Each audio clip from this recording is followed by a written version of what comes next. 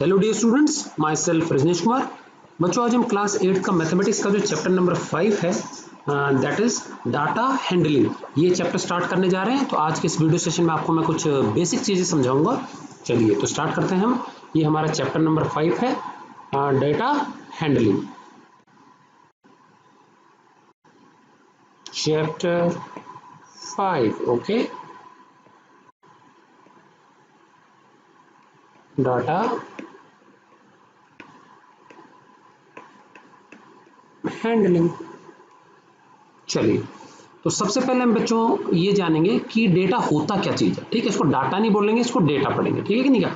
और डेटा जो शब्द है ये किसके लिए यूज होता है वो देखेंगे। डेटा सिंगुलर है कि प्लूरल है शब्द, ये भी देखेंगे हम। ठीक है, चलिए तो बच्चों आज के ज़माने में बच्चों इन्फॉर्मेशन का बहुत महत्व है। समझ में आ गया? इन्फॉर्मेशन जो होता है ना, जानकारी, सूचना, इसका बहुत ही जीवन में महत्व है। आजकल देखो लोग इंटरनेट पे पैक डलवाते हैं, डेटा पैक, इतने डेटा मिलेगा आपको, इतना जीबी मिलेगा। तो मतलब समझ में आ गया? तो वो भी हम क्या इंटरनेट से इंफॉर्मेशन ही रिसीव करते हैं हम अलग अलग रूपों में। ठीक है ना? सो data is very important today. Okay, अब ये जो डेटा है बच्चों, होता क्या, एग्जैक्ट मीनिंग क्या है इसका? तो बच्चों हम जो भी इंफॉर्मेशन कलेक्ट करते हैं कहीं से भी, ये इंफॉर्मेशन बच्चों या तो ये वर्बल हो सकती है, मतलब शब्दों में हो सकती है, सेंटेंसेस में हो सकती है, और या फिर ये संख्यात्मक भी हो सकती है, न्यूमेरिक भी हो सकती है। मैं एक छोटा सा एग्जांपल देता हूं आपको। ठीक है कि नहीं क्या? तो सपोज आपसे किसी ने पूछा what is your name and where do you live, आपका नाम क्या है और आप कहाँ रहते हो? तो आप क्या बताओगे? मेरा नाम सपोज XYZ जो भी है आपका नाम, वो बताओगे आप, एंड आई लिव इन नीम का थाना। अब ये जो आपने जानकारी दी है, ये it is a piece of information, ये इंफॉर्मेशन तो है, लेकिन प्रॉब्लम क्या है यहाँ पे? ये सिर्फ और सिर्फ वर्बल इंफॉर्मेशन है, इसको डेटा नहीं कहेंगे। ठीक है ना? तो अब डेटा क्या होता है? डेटा वो जानकारी होती है जिसमें कोई ना कोई संख्याएं इन्वॉल्व हों, जिसमें नंबर्स इन्वॉल्व हों। चलिए अब एक और क्वेश्चन पूछते हैं और फिर उसके माध्यम से इंफॉर्मेशन कलेक्ट करने की कोशिश करते हैं। ठीक, सपोज कोई आपसे पूछे कि how many members are there in your family and suppose what is your age. तो अगर आपने बोला कि there are 6 members in my family, तो आपने एक संख्या दी है 6, number of members in the family is 6। ये जो इंफॉर्मेशन आपने दी है, पीस ऑफ इंफॉर्मेशन, ये डेटा की कैटेगरी में आएगा। समझ में आ गया? फिर आपने बोला कि yes I am 13 years old, तो आपने जो 13 संख्या दी है, आपकी एज जो बताइए नंबर्स के रूप में, ये डेटा की कैटेगरी में आएगा। ठीक है, कोई पूछे कि आपके मैथमेटिक्स में कितने मार्क्स हैं, आपके हिंदी में कितने मार्क्स हैं, तो आपने अपने मार्क्स बता दिए 100 में से, वो जो संख्या है वो डेटा की श्रेणी में आएगा। समझ में आ गया कि नहीं क्या? तो अब बेसिकली डेटा क्या होता है? Data is any information that is collected in numeric form. चलिए तो हम डेफिनेशन लिख लेते हैं। डेटा क्या होता है? Data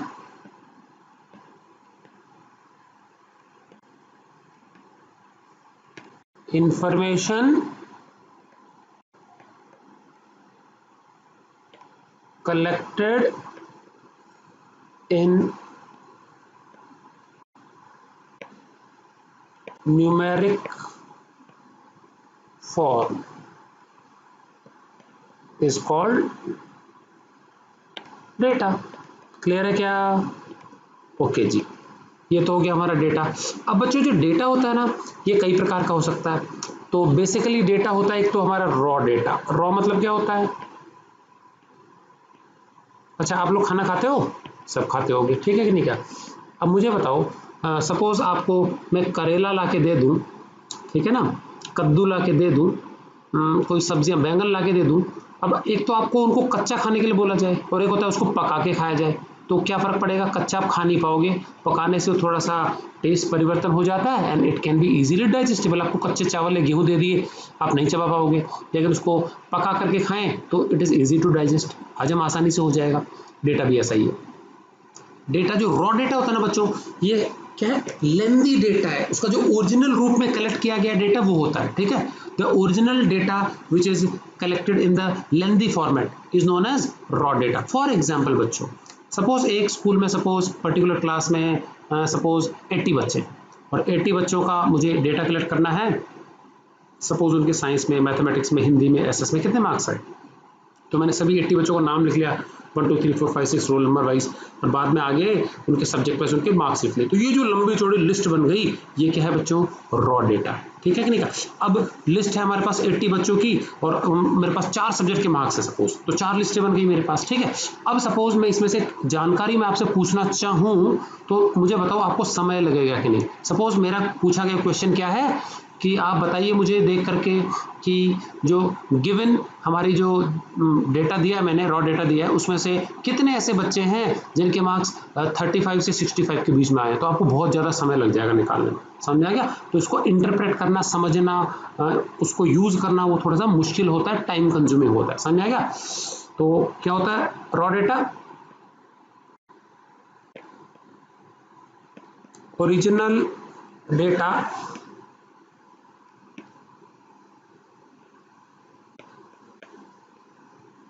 collected in lengthy form,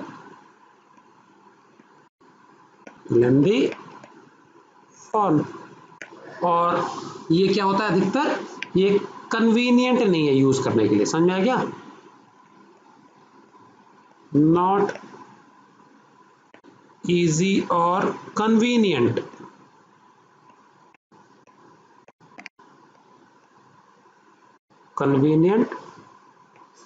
to use. ठीक है ना, इसको क्या है यूज करना क्या काफी टाइम कंज्यूमिंग होता है, समझ में आ गया। तो ये तो था बच्चा हमारा क्या डेटा क्या होता है और रॉ डेटा क्या होता है। ठीक है कि नहीं क्या।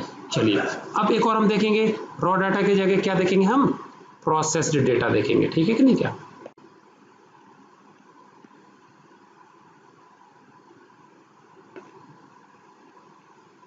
ओके जी, अगला हमारा है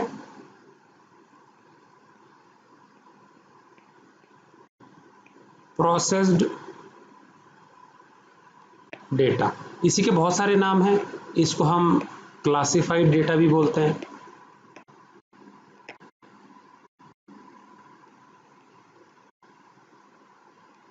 और इसको हम ग्रुप्ड डेटा भी बोलते हैं बच्चों, grouped.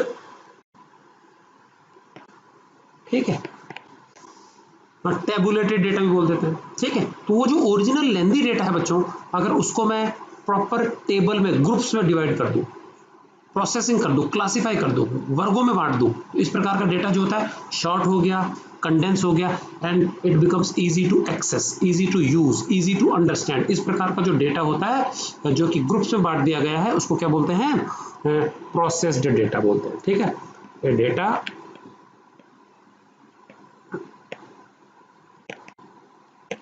which is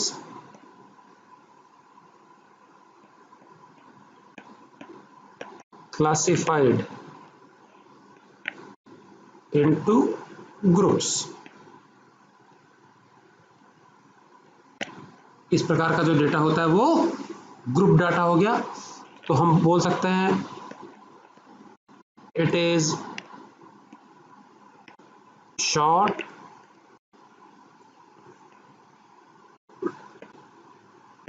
condensed and easy to use. इस प्रकार का जो डेटा है वो छोटा है और हम इसको आसानी से यूज कर सकते हैं। ठीक है कि नहीं क्या, समझना बहुत ज्यादा इसको आसान होता है। ठीक है, चलिए अब एक छोटा सा एग्जांपल ले लेते हैं बच्चों। तो अभी तक मैंने आपको क्या बताया,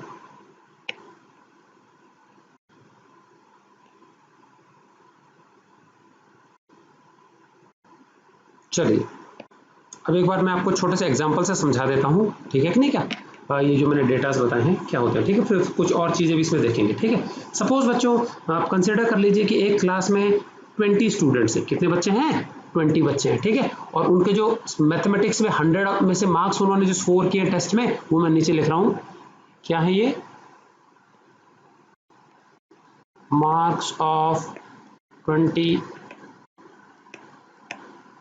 स्टूडेंट्स इन मैथ्स।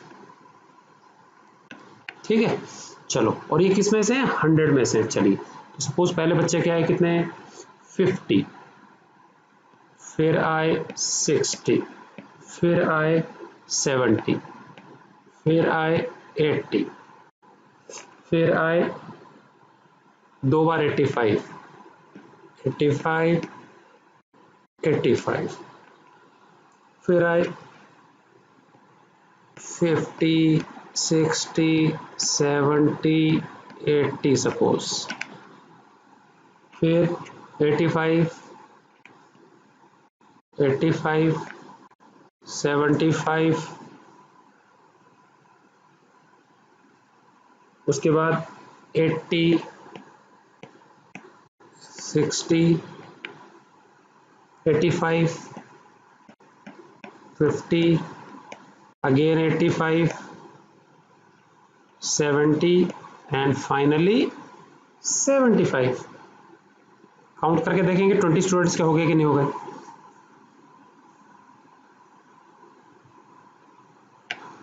चलिए देखो 1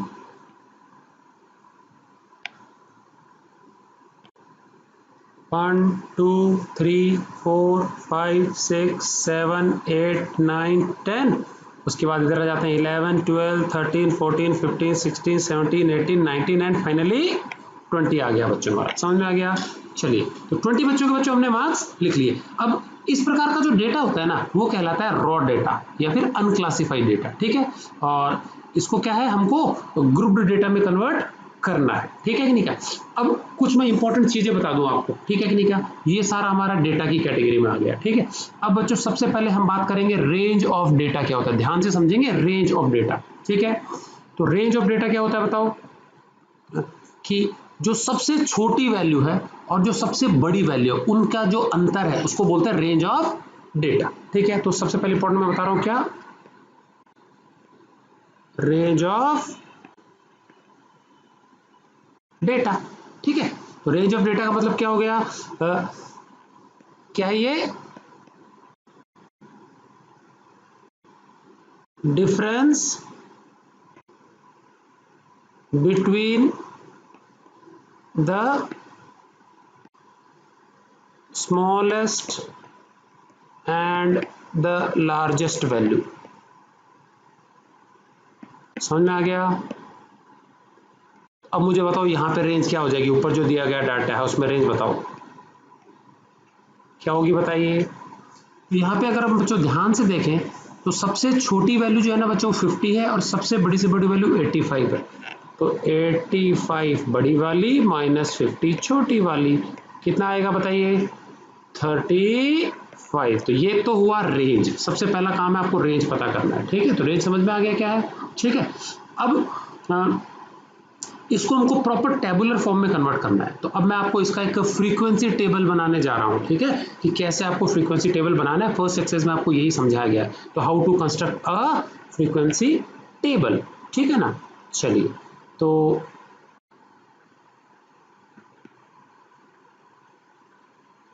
ओके जी, तो इसको हम बोलेंगे फ्रीक्वेंसी डिस्ट्रीब्यूशन टेबल, ठीक है।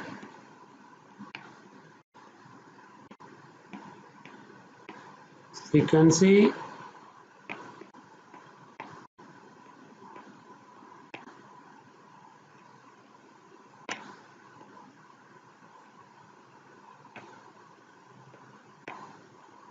डिस्ट्री क्या हो रहा है, डिस्ट्रीब्यूशन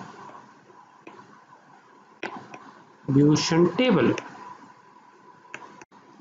क्लियर है। फ्रीक्वेंसी डिस्ट्रीब्यूशन टेबल हमको बनानी है, ठीक है। तो बच्चों जो भी हमारे मार्क्स हैं सबसे पहले हम एक टेबल बनाएंगे, यहां लिखेंगे हम मार्क्स, इसको हम डिनोट करेंगे किससे, एक्स, ठीक है ना। जो मार्क्स स्कोर किए बच्चों ने वो एक्स से, ठीक है। उसके बाद हम क्या कर लेंगे, लाइन खींच लेंगे एक, ठीक है। उसके बाद सेकंड जो हमारा चीज है वो लिखेंगे हम क्या, टेली मार्क्स, टेली मार्क्स, ठीक है, ओके। और उसके बाद क्या लिखेंगे हम बताओ, टेली मार्क्स के बाद हम लिखेंगे लास्ट में नंबर ऑफ स्टूडेंट्स, ठीक है। तो एक और हम लाइन खींच लेते हैं यहाँ पे। अब लिखेंगे हम नंबर ऑफ स्टूडेंट्स बच्चों, ठीक है कि नहीं क्या? इसी को हम डिनोट करते हैं स्मॉल एफ से। स्मॉल एफ होता है फ्रीक्वेंसी, क्लियर है? स्मॉल एफ क्या है? फ्रीक्वेंसी है। चलिए तो एक लाइन में यहाँ पे भी खींच देता हूँ, क्लियर है? चलिए अब बच्चों हमको डेटा देखना पड़ेगा, पीछे वाला जो डेटा था उसको एक बार पिछले पेज पे वापस चलते हैं। देखो यहाँ पे, अब यहाँ पे बच्चों जितने भी मार्क्स हैं उसको एक एक बार हमको लिखना है, विदाउट रिपीटेशन एक एक बार हमको लिखना है, ठीक है? चलिए तो देखो यहाँ पे एक तो 50 है, इंक्रीजिंग ऑर्डर में लिखेंगे, सबसे छोटा है 50, 50 के बाद में क्या 55 है, क्या चेक करो 55 इसमें नहीं दिया हुआ है, ठीक है? 50 के बाद में क्या है फिर 60 है, 60 के बाद में 65 नहीं है 70 है, मतलब 5 के अंतर है, तो 50 60 70, फिर 75 है, फिर 80 है 85, ठीक है? कौन कौन से मार्क्स है हमारे पास? तो पहला तो हमारे पास क्या है बताओ, 50 है, 60 है, 70 है, फिर 75 भी ऐसा है, फिर 80 है एंड लास्ट में क्या है 85 है। ये हमारे पास बच्चों 5 वैल्यूज अलग अलग है, ठीक है? इसको थोड़ा सा लंबा कर देते हैं,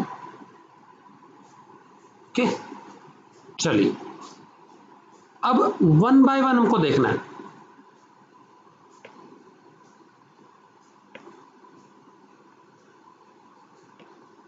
चलिए अब एक काम करेंगे, मैं इसमें क्या है 3 वैल्यूज पढ़ने जा रहा हूं, ठीक है? आप लोग थोड़ा सा ध्यान रख लेंगे, 3 वैल्यूज, और जितनी वैल्यूज हो जाएंगी ना उसको हम क्या कर लेते हैं, एक बार हाईलाइट कर लेते हैं जिससे कि ध्यान रह जाए। तो मैं 3 वैल्यूज पढ़ रहा हूं, 50 60 70, याद रह गया?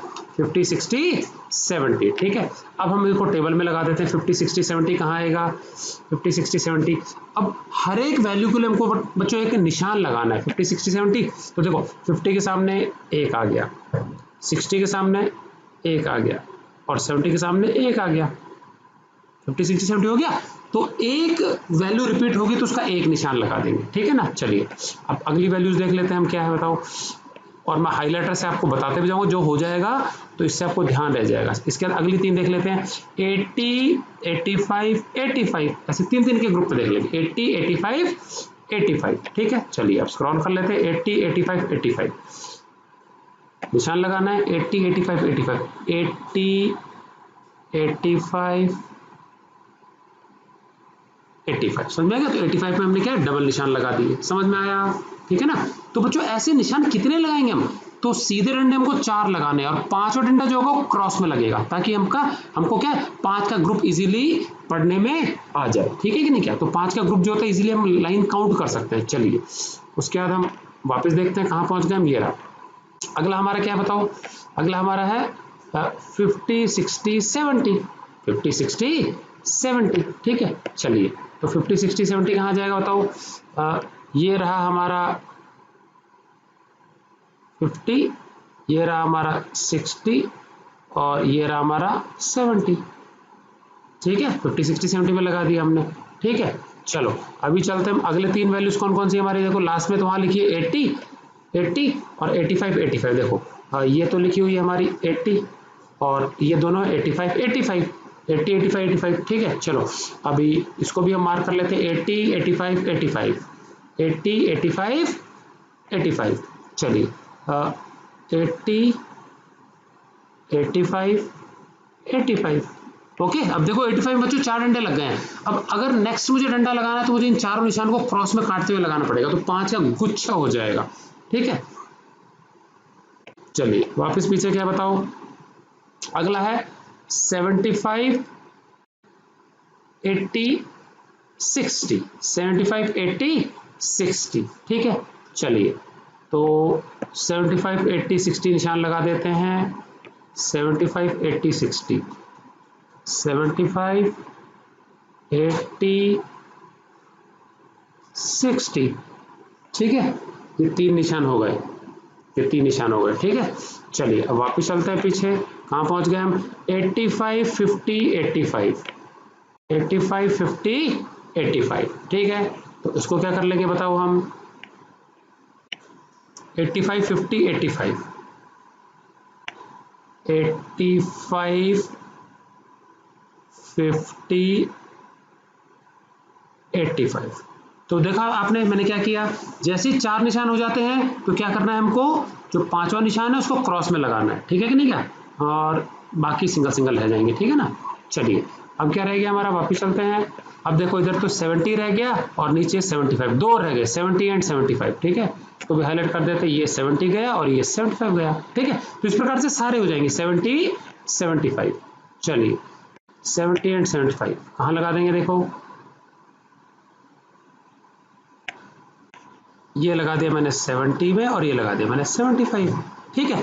चलिए अब हमको क्या करना है बच्चों, इसको काउंट कर लेंगे हम, ठीक है। चलिए फटाफट से काउंट करके मुझे बताएंगे कि क्या हो जाएगा। देखो 50 के सामने हमने 3 डंडे लगाए हुए हैं, तो ये कितना हो गया, ये हो गया हमारा 3, यहाँ लिख देंगे हम 3, ठीक है। तो ये फ्रीक्वेंसी आ रही है, ये जो 50 मार्क्स स्कोर करने वाले बच्चे हैं बच्चों, इनकी संख्या कितनी आई, 3। तो इसको क्या बोलेंगे हम, फ्रीक्वेंसी। तो what is frequency, the frequency is number of times a given value is repeated. कोई भी गिवन वैल्यू है वो कितनी बार रिपीट हो रही है डेटा में, इसको क्या कहते हैं, उसकी फ्रीक्वेंसी। हिंदी में बोलते हैं बारंबारता। और जो टेली मार्क्स है इनको बोलते हैं मिलान चिन्ह, इससे गलती नहीं होती। आपने छोटी क्लासेस में किया होगा, नर्सरी एलकेजी में आपको जब एडिशन सिखाया होगा, 3 + 5, तो आपने पहले 3 डंडे खींचे होंगे, फिर उसके बाद आपने 5 डंडे खींचे होंगे, फिर सबको पेंसिल से जोड़ के मिला करके ऐड किया होगा। बस वही सिस्टम है यहाँ पे, गलती को अवॉइड करने के लिए। चलिए 60 के सामने बच्चों हमारे डंडे लगे हुए हैं, कितने कितने लगे हुए हैं, 3। यहाँ क्या लिख देंगे, 3।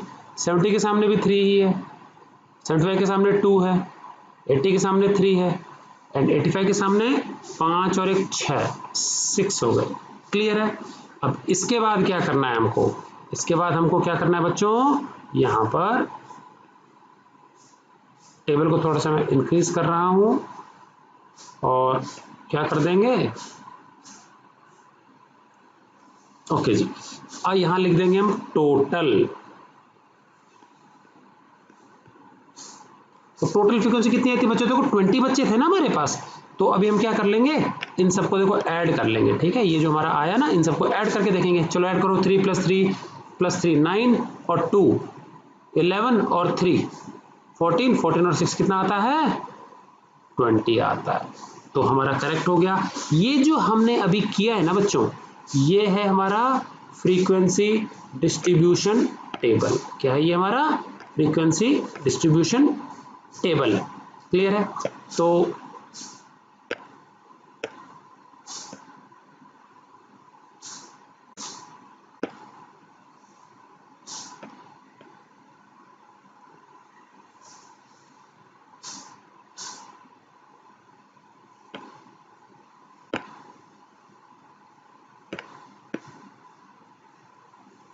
ये लीजिए, आपको स्क्रीन पे भी सारा दिख रहा होगा, समझ में आ गया। तो ये हमारे बच्चों 20 स्टूडेंट्स के मार्क्स मैंने बताया, जो है 3 के ग्रुप में ले लिए हमने। अब ये जो हमने डेटा बनाया ना बच्चों, ये जो हमने डेटा बना दिया, ये हमारा क्या हो गया, फ्रीक्वेंसी डिस्ट्रीब्यूशन टेबल हो गया। ये जो पूरा चीज हमने बनाई है, ये फ्रीक्वेंसी डिस्ट्रीब्यूशन टेबल है, ठीक है कि नहीं। बीच में टैली मार्क्स हैं और ये हमारे क्या है, मार्क्स कोड जो बच्चों के। अब ये जो डेटा हमारा सामने लिखा हुआ है, ये डिस्क्रीट डेटा कहलाता है। क्या कहलाता है, ये कहलाता है डिस्क्रीट डेटा। तो डिस्क्रीट का मतलब होता है कि ये जो हमने यहाँ पे मार्क्स वाली रेंज में लिखा है ना, ये हमने एक फिक्स वैल्यू लिखी है। मतलब 50 नंबर वाले बच्चों की संख्या 3 है, 60 नंबर वाले बच्चों की संख्या 3 है, 70 नंबर वाले बच्चों की संख्या 3 है। तो यहाँ पे देखो कुछ जो फिक्स संख्याएं हैं, फिक्स्ड वैल्यूज दी गई हैं, ठीक है। अब लेकिन बच्चों रियल में ऐसा होता नहीं है। अगर हमारा क्लास साइज बहुत बड़ा है, मतलब अगर सपोज हमारे क्लास में 20 की जगह 200 बच्चे हैं, तो जरूरी थोड़ी है कि इतने से ही बच्चे के मार्क्स आए, मतलब 50 60 70 75 80 85 इतने ही मार्क्स हों। भाई मार्क्स 0 से स्टार्ट हो सकते हैं और पता नहीं कितने भी हो सकते हैं। तो मान लीजिए एक बच्चे के हमारे 0 मार्क्स है, किसी के 3 मार्क्स है, किसी के 7 मार्क्स है, किसी के 19 है, किसी के 23 है, किसी के 15 है, किसी के 18 है, किसी के 35 है, 25 है। वैसे बहुत सारी पॉसिबिलिटीज हो सकती हैं। तो मुझे बताओ, अगर इतनी सारी पॉसिबिलिटीज होंगी तो यहाँ जो चीज है ना बहुत लंबा आएगा। अब यहाँ तो देखो हमारे सिर्फ 6 आइटम्स आए, तो यहाँ पे ये आइटम बहुत लंबा हो जाएगा, तो टेबल बहुत लंबी लंबी बनेगी। तो ऐसे केसेस में कॉम्प्लिकेटेड टेबल से बचने के लिए हम क्या करते हैं, यहाँ पर क्लास इंटरवल्स बना लेते हैं। क्लास इंटरवल मतलब हो गया ग्रुप्ड डेटा। तो इस प्रकार का जो डेटा है, जहाँ पे हम एक्स जो मार्क्स है उसके नीचे हमने सिंगल वैल्यूज लिखी हैं, ये कहलाता है डिस्क्रीट डेटा, ठीक है। तो ये जो डेटा है, ये हमारा कौन सा डेटा हो गया, डिस्क्रीट डेटा हो गया,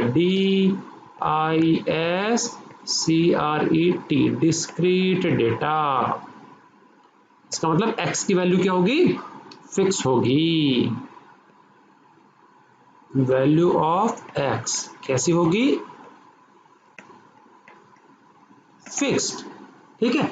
अब अगर मान लीजिए हमारे नंबर ऑफ स्टूडेंट्स बहुत ज्यादा होते हैं, ठीक है कि नहीं क्या, तो उसको हम किस में कन्वर्ट कर देंगे, उसको हम क्लास इंटरवल में कन्वर्ट कर देंगे। समझ में आ गया, क्लास इंटरवल में कन्वर्ट कर देंगे। अब मान लीजिए हमने 100 नंबर का टेस्ट लिया और हमारे पास खूब सारे बच्चे हैं, ठीक है कि नहीं क्या, तो आपको मैं एक क्या है क्लासिफाइड डेटा भी बताने जा रहा हूं। ठीक है, तो समझेंगे कैसे होगा वो क्लासिफाइड डेटा।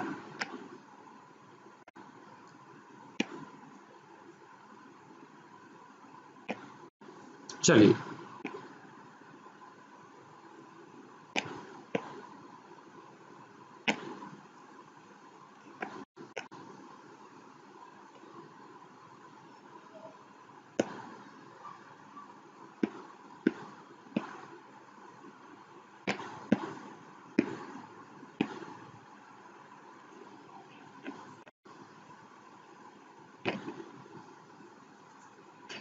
तो सपोज हमने यहां लिख दिया मार्क्स। ठीक है, ये हमारा हो जाएगा क्लास इंटरवल। ठीक है ना। उसके बाद हमने क्या कर दिया, मार्क्स के बाद हमने लिख दिया frequency.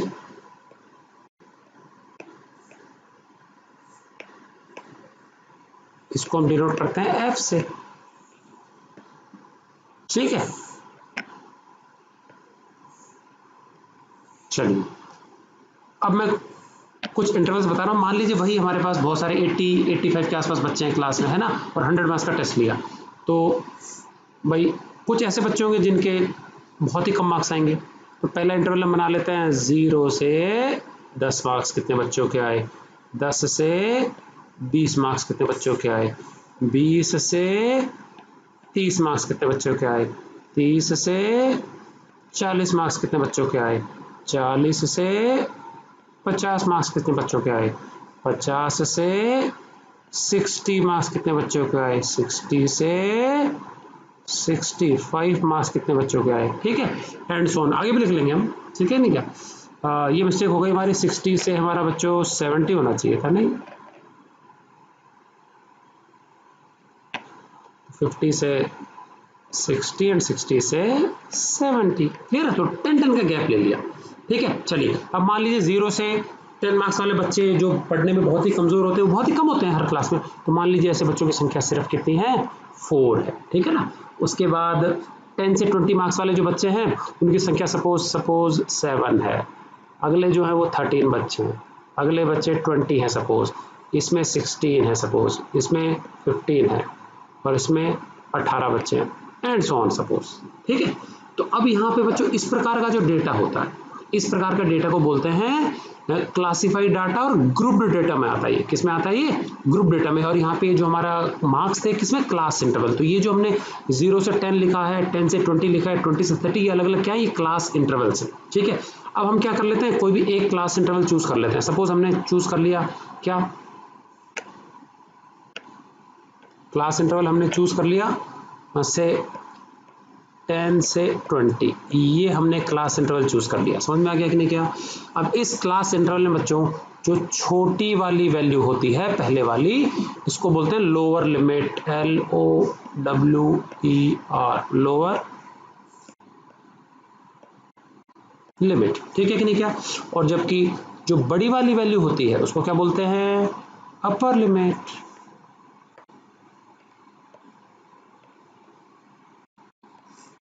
Lower limit and upper limit. और अब इंपॉर्टेंट चीज बच्चों, ये जो लोअर और अपर लिमिट है, इसमें से जो छोटी वैल्यू है और बड़ी वैल्यू, इनके बीच का जो गैप होता है उसको क्लास का साइज कहा जाता है। तो 10 और 20 के बीच में गैप कितना है, ये गैप हो गया बच्चों 10 का। तो 20 में से 10, बड़ी वाली वैल्यू में से छोटी वाली वैल्यू घटाएंगे ना, तो कितना आएगा, 10 आएगा। तो इसको हम क्लास साइज कहते हैं। क्या कहते हैं इसको, हम क्लास साइज कहते हैं। ठीक है,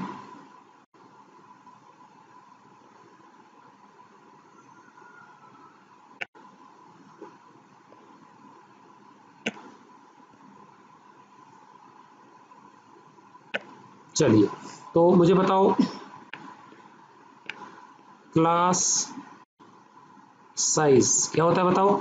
ये होता है upper limit minus lower limit. तो अब ऊपर वाले केस में बताओ, अपर लिमिट तुम्हारी 20 है और लोअर लिमिट हमारी क्या है 10 है, तो ये कितना आ गया 10 आ गया। This is known as class size. अब बहुत इंपॉर्टेंट चीज, ठीक है, ये जो हमने सेकंड क्लास इंटरवल लिया था 10 से 20, इसमें हमने क्लास साइज लिख लिया 10।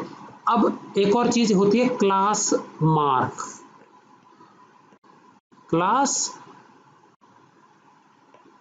मार्क, क्लास मार्क क्या होता है, किसी भी क्लास इंटरवल के बिल्कुल बीचों बीच की वैल्यू। अब 10 और 20 है, तो 10 और 20 के बिल्कुल बीचों बीच की वैल्यू क्या होगी, कैसे निकालेंगे, तो इसके लिए हमको बच्चों क्या करना पड़ेगा पता है, हमको अपर लिमिट और लोअर लिमिट को ऐड करना है और 2 से डिवाइड करना है। तो इस फॉर्मूले से क्या आ जाएगा हमारा, इस फॉर्मूले से हमारा आ जाएगा क्लास मार्क आ जाएगा। तो अपर लिमिट बच्चों क्या थी यहाँ पे बताओ, अपर लिमिट थी 20 और लोअर लिमिट थी 10, और अपॉन में क्या कर दिया हमने 2 से डिवाइड कर दिया। तो 30/2 कितना आता है, ये आता है 15। तो बच्चों ये जो 15 वाली जो वैल्यू है ना, ये एग्जैक्ट देखो 10 और 20 के बीचों बीच की वैल्यू है। समझ में आ गया। तो देखो अगर हमने एक का निकाल लिया ना तो हमको सबका इजीली आ जाएगा। समझ में आ गया, एक का निकाल लिया हमने। तो अब मुझे बताओ इसका जो क्लास साइज है या क्लास मार्क है इसका, वो कितना है 15 है ना। इसका जो क्लास मार्क है वो कितना निकाला हमने 15 निकाला, बीचों बीच की वैल्यू 15 निकाली। तो देखो ये 15 है ना, 10 से 5 ज्यादा है और 20 से 5 कम है। समझ में आ गया कि नहीं का। तो इसका जो गैप है ना बीच का 10, भाई इन दोनों का जो गैप है, इस गैप का बिल्कुल हाफ कर लो। इनका गैप है 10, तो 10 का आधा 5, तो या तो छोटी वाली वैल्यू जो 10 है उसको क्या कर लो 5 बढ़ा लो, और या जो बड़ी वाली वैल्यू है 20 उसमें से 5 कम कर लो, तो बिल्कुल 15 आ जाएगा। तो सेम पैटर्न बाकी सब में। अब मुझे बताओ ये जो पहला इंटरवल है इसमें क्या कर लेंगे, क्लास साइज कैसे निकालेंगे, छोटी वैल्यू 0 इसमें 5 ऐड कर दो, तो क्या आ जाएगा, इसका क्लास साइज कितना आ जाएगा, इसका आ जाएगा 5।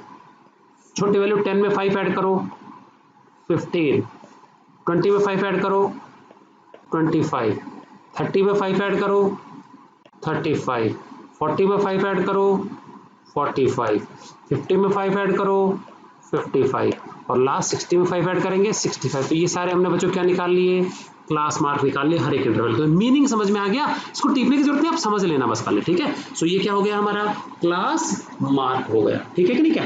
तो क्लास साइज समझ में आ गया, लोअर लिमिट समझ में आ गया, अपर लिमिट समझ में आ गया, क्लास मार्क समझ में आ गया, ठीक है। अब मैं बताने जा रहा हूं बच्चों कंटिन्यूअस डेटा क्या होता है और डिसकंटिन्यूअस डेटा क्या होता है, इन दोनों में फर्क बहुत अच्छे से समझ में आना चाहिए, ठीक है कि नहीं क्या। हम क्या सीखेंगे अभी, कंटिन्यूअस एंड डिसकंटिन्यूअस डेटा क्या होता है, ठीक है।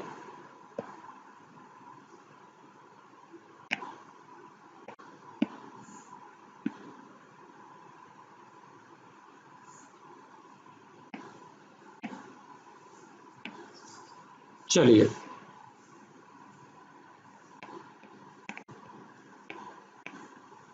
Continuous data, continuous data. मान लीजिए हमारे पास एक क्लास इंटरवल है और यहां पे ले लेते हैं फ्रीक्वेंसी, ठीक है। सपोज मैंने ले लिया 0 से 10, 10 से 20, 20 से सिर्फ 5 क्लास लूंगा, 30, 30 से 40 और 40 से 50, ठीक है। यहाँ 2 है, फ्रीक्वेंसी 5 है, 3 है, 7 है, 8 है सपोज। अब ध्यान से सुनिएगा बच्चों, जो हमारा फर्स्ट इंटरवल है गौर करेंगे, उसमें अपर लिमिट क्या है 10, ठीक है ना। फर्स्ट जो इंटरवल है 0 से 10 उसकी अपर लिमिट 10 है, बड़ी वाली वैल्यू। और जो अगला इंटरवल है उसकी लोअर लिमिट क्या है, ये भी तो 10 ही है। तो ऐसा डेटा जिसमें किसी एक इंटरवल की तो अपर लिमिट और उसके नेक्स्ट इंटरवल की लोअर लिमिट एक समान होती है, तो देखो ये एक समान है ना। अगला चेक करते हैं, इसकी अपर लिमिट 20, अगले की लोअर लिमिट 20, एक समान है। आगे देखो, तीसरे वाले की अपर लिमिट 30, अगले की लोअर लिमिट 30, एक समान है। अगला देखो एक समान है। क्लियर है।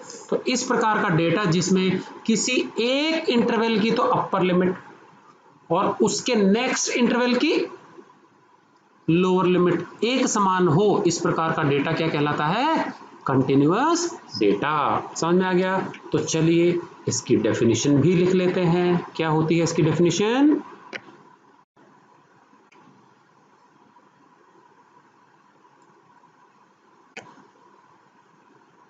a data in which the upper limit of a class interval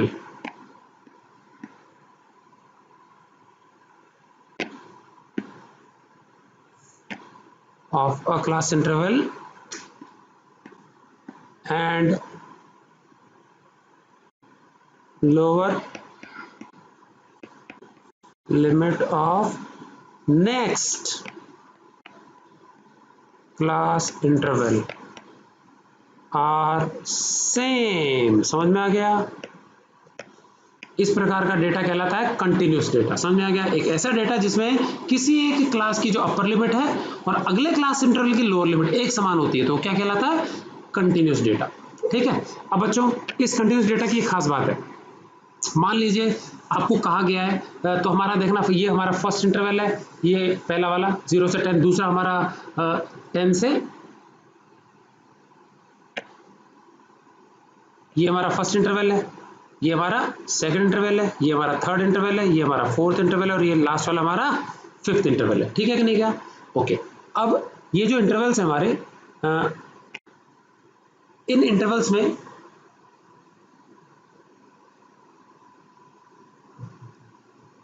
suppose मेरे को एक वैल्यू लिखनी है, 6 किस में आएगा? अगर आपसे पूछा जाए कि भाई जो 6 है, मान लीजिए एक बच्चे ने 6 मार्क्स स्कोर किए, तो वो कौन से इंटरवल में आएगा? तो हमको पता है कि वो क्या है, 0 और 10 के बीच में आता है, तो हम इसमें लिख देंगे कि इसमें 6 आ जाएगा। ठीक है। फिर मैं कहूँ कि 13 किस में आएगा, तो आप बता दोगे कि ये सेकंड इंटरवल को बिलोंग करता है, तो इसमें 13 आ जाएगा। मैं आपको बोलूँ कि 37 किस में आएगा, तो आप बता दोगे 30 और 40 के बीच में बिलोंग करता है। अब ध्यान से सुनेंगे, अगर मैं कहूँ कि एग्जैक्टली 30 किस में आएगा, तो आप कंफ्यूज नहीं होंगे। अब देखो 30 हमारे थर्ड इंटरवल में भी है और फोर्थ में भी है, तो ध्यान देना, जो थर्ड इंटरवल है ना, उसमें 30 नहीं लेना है, वो अगले में लेना है। समझ में आ गया?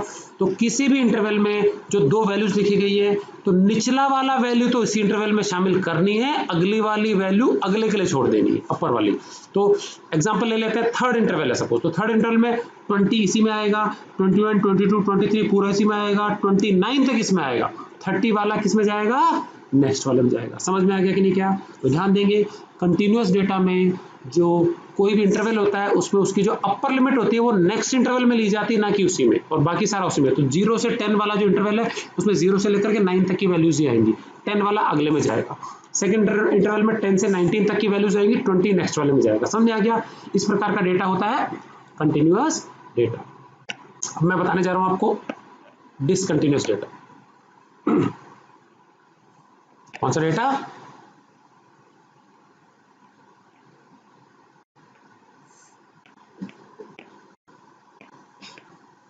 डिसकंटिन्यूअस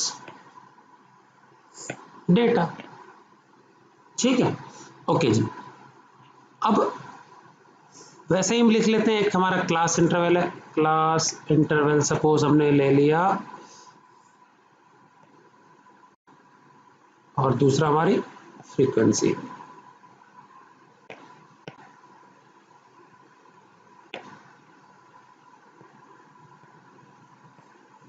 ठीक है। मान लीजिए मैं एक इंटरवल ले रहा हूं, सपोज 0 से 4, कितने का गैप है? 4 का गैप है। फिर मैं ले रहा हूं 5 से 9, 10 से 14, 15 से 19, 20 से 24 एंड सो ऑन। अब बच्चों इसमें गौर करेंगे, सपोज यहाँ पे फ्रीक्वेंसी हमारे 2 है, 5 है, 3 है, 4 है, 7 है। ठीक है। अब अगर हम इसमें गौर करें बच्चों, जो हमारा फर्स्ट इंटरवल है, गौर करना, फर्स्ट इंटरवल का जो अपर लिमिट है देखो 4 है, और अगले वाले की लोअर लिमिट जो है वो क्या 5 है। सेम नहीं है ना, ये डिफरेंट आ गई ना। कैसी है ये? डिफरेंट है। तो इस प्रकार का डेटा जिसमें किसी एक इंटरवल की तो अपर लिमिट और अगले इंटरवल की लोअर लिमिट अलग अलग होती है, गैप होता है, इस प्रकार का डेटा क्या कहलाता है? डिसकंटिन्यूअस। तो डिसकंटिन्यूअस मतलब एक तरह से टूटा हुआ है, इसमें सारी वैल्यूज कवर नहीं हो रही, लगातार वैल्यूज कवर नहीं हो रही। एग्जांपल लेते हैं, मान लो किसी बच्चे के 3 नंबर आए तो फर्स्ट इंटरवल में आएगा, ठीक है कि नहीं क्या?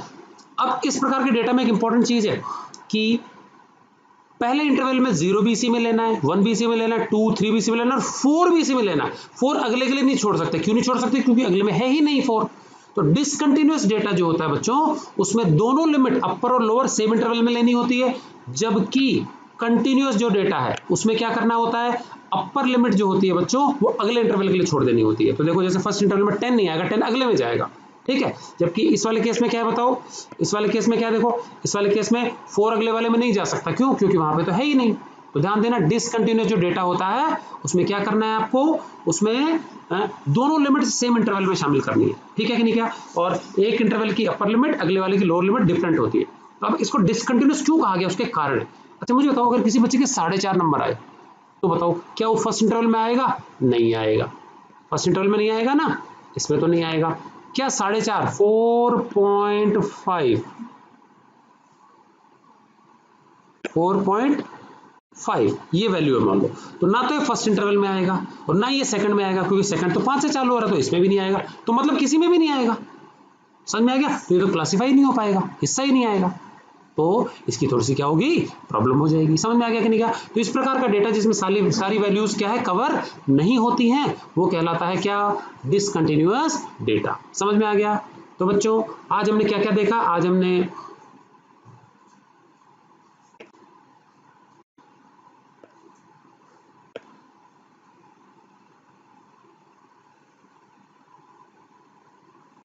ओके आज हमने देखा डिसकंटिन्यूअस डेटा क्या होता है, ठीक है, जिसमें क्या होता है? एक क्लास इंटरवल की अपर लिमिट और अगले क्लास इंटरवल की लोअर लिमिट डिफरेंट होती है, ठीक है। कंटिन्यूअस डेटा क्या होती है?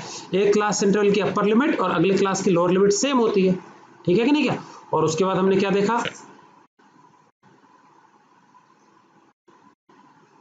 किस प्रकार से हम क्या फ्रीक्वेंसी डिस्ट्रीब्यूशन टेबल बनाते हैं। क्लियर है? ये देखिए हमने फ्रीक्वेंसी डिस्ट्रीब्यूशन टेबल बनाई थी।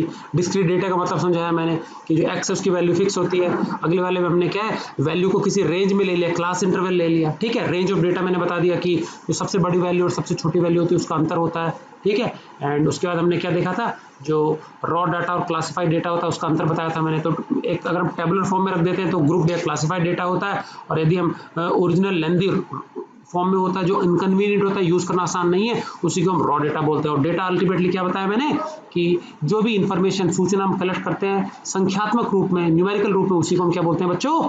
डेटा बोलते हैं, ठीक है। तो बच्चों इसके आगे फिर एक्सरसाइज स्टार्ट करेंगे। आपको जो फर्स्ट एक्सरसाइज है उसमें आपको कुछ ग्राफ से संबंधित कुछ क्वेश्चन है। अगले वीडियो में बच्चों आपको मैं 2 मेन प्रकार के ग्राफ, हिस्टोग्राम, उसके बाद मैं एक बार ग्राफ और एक पाई चार्ट, इसके बारे में समझाऊंगा, ठीक है। और फिर उसके बाद हम क्या एक्सरसाइजेज स्टार्ट करेंगे, ठीक है। तो टेली मार्क्स वाली एक्सरसाइज है आपकी, वो करेंगे। आपकी 3 या 4 एक्सरसाइज है, तो हम आने वाले वीडियोस में देखेंगे। तो आप उसको अच्छे से समझ के एक बार बच्चों जो जरूरी डेफिनेशन है वो नोट कर लेंगे, ठीक है। सिर्फ डेफिनेशन नोट कर लेंगे, ठीक है। और उसके बाद क्वेश्चन हम करेंगे, तो फिर आप डिटेल में उनको भी नोट कर लेना। सो मिलते हैं नेक्स्ट वीडियो में। Till then goodbye and thanks for watching.